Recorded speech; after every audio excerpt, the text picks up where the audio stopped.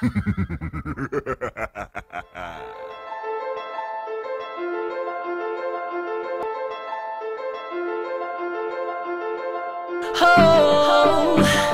yeah, yeah. In 1665, Robert Hooke built a microscope to look at tiny objects. He discovered cells after observing a thin piece of cork under a microscope.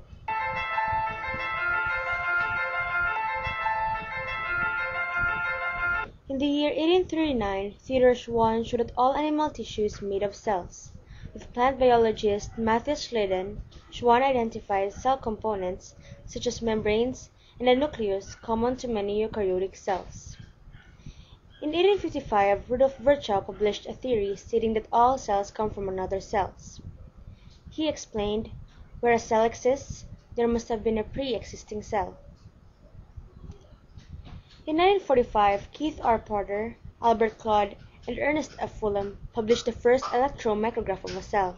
Small organelles such as the endoplasmic reticulum and the Golgi apparatus are visible for the first time.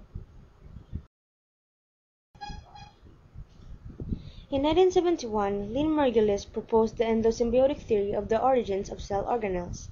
This theory states that chloroplasts and mitochondria in eukaryotes evolved from prokaryotes.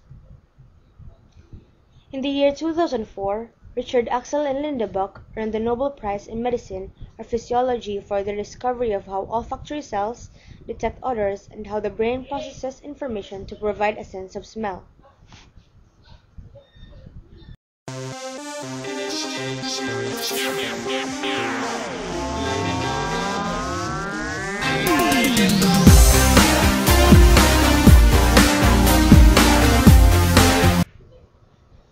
All living things are made up of one or more cells. Cells are the basic unit of structure and function in organisms.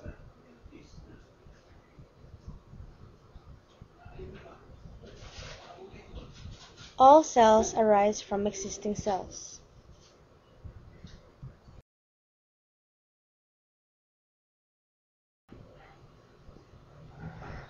Not all cells are alike. Even cells within the same organism show enormous diversity in size, shape, and internal organization.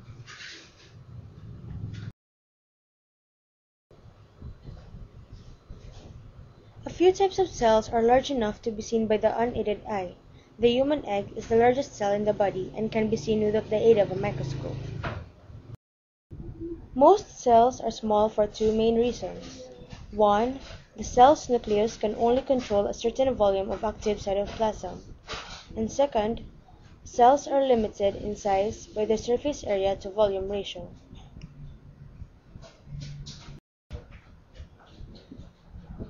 Cells come in a variety of shapes depending on their function. The neurons from your toes to your head are long and thin. Blood cells are rounded discs so they can flow smoothly. Organisms whose cells normally contain a nucleus is called eukaryotes. Those organisms whose cells lack a nucleus and have no membrane-bound organelles are known as prokaryotes.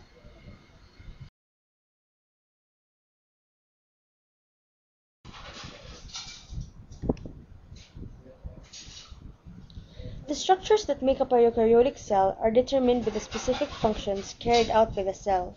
Thus, there is no typical eukaryotic cell.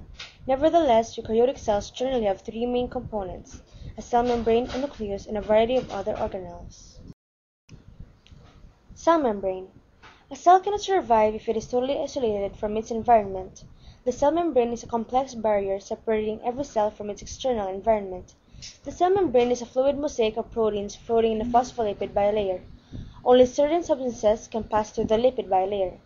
A variety of protein molecules are embedded in the basic phospholipid bilayer.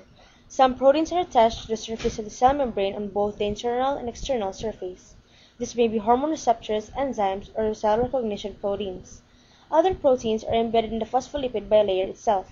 These are often associated with transporting molecules from one side of the membrane to the other and is referred to as carrier proteins.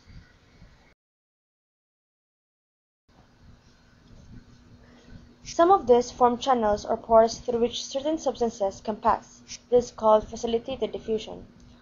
Others bind to a substance on one side of the membrane and carry it to the other side of the membrane. That is called active transport.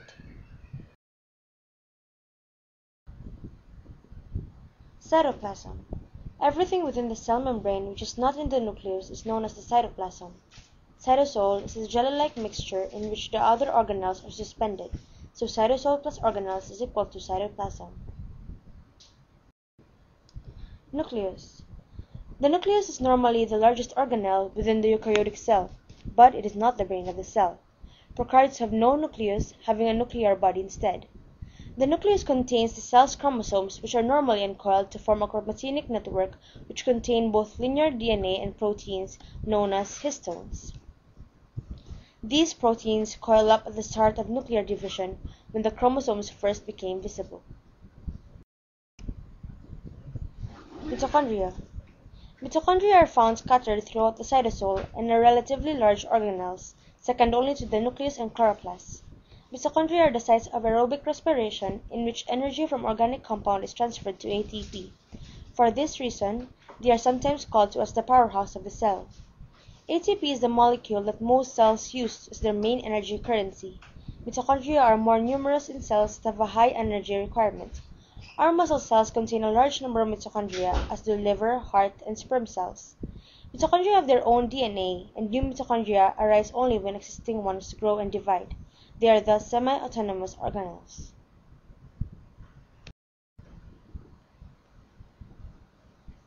Ribosomes. Unlike most other organelles, ribosomes are not surrounded by a membrane. Ribosomes are the site of protein synthesis in a cell. They are the most common organelles in almost all cells. Some are free in the cytoplasm, and others line in the membranes of rough endoplasmic reticulum.